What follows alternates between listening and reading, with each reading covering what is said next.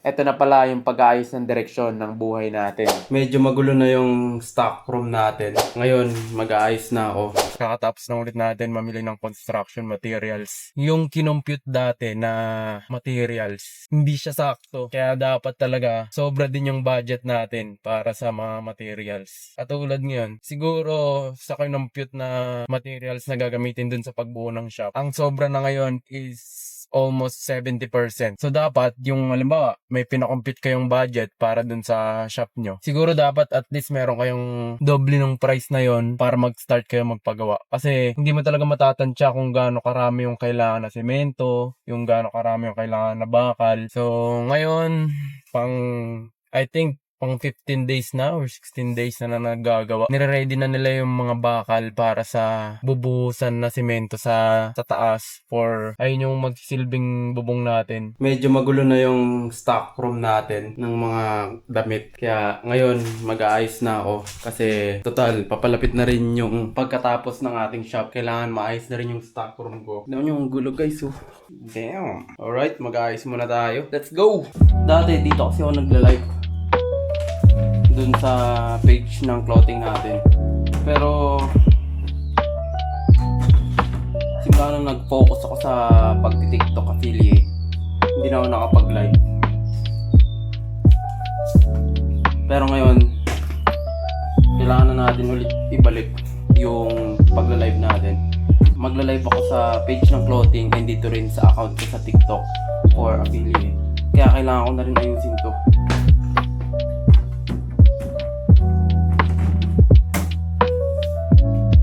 Camping natin dito ko ilalagay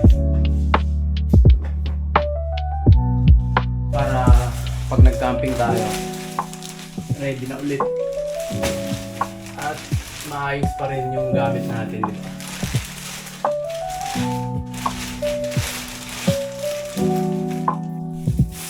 Tapos i-arrange na rin natin yung mga stock natin ng mga damit.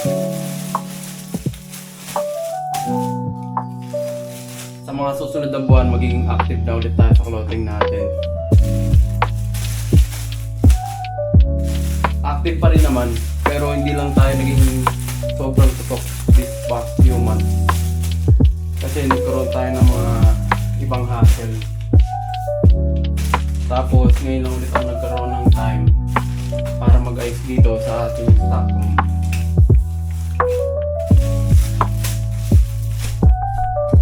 Dito ko na rin ilalagay yung mga free samples na mga natatanggap natin galing sa TikTok para organize siya, para pag maggagawa ko ng video alam ko kung saan ko hahanapin.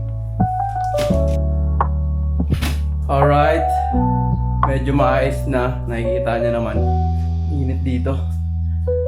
Sa susunod na mga araw, ang susunod ko naman na gagawin is mag-i-inventory ako ng mga stocks natin ng mga damit at ipe-prepare ko na rin yung mga kailangan para sa shop. Okay, ngayon naman guys, ayusin natin yung setup natin dito kasi umpisa na ulit natin mag-live. Dati na ako nagla-live dito kaya ngayon, onting arrange lang tapos onting linis. Good to go na ulit.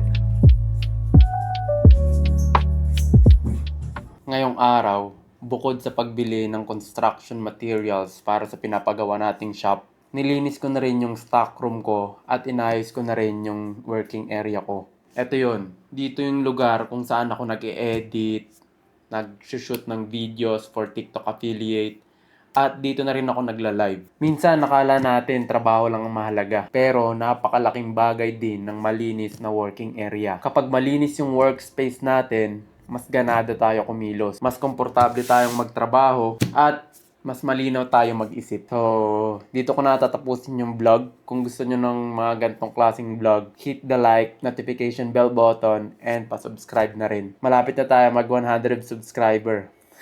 So, reminder lang bago ko tapusin itong vlog, hindi laging kailangan malaki yung hakbang natin para umusad. Lagi ko nang sinasabi yun, yung about sa hakbang. Minsan, yung simpleng pag-aayos lang ng paligid natin, eto na pala yung pag-aayos ng direksyon ng buhay natin. Kita-kits sa next vlog.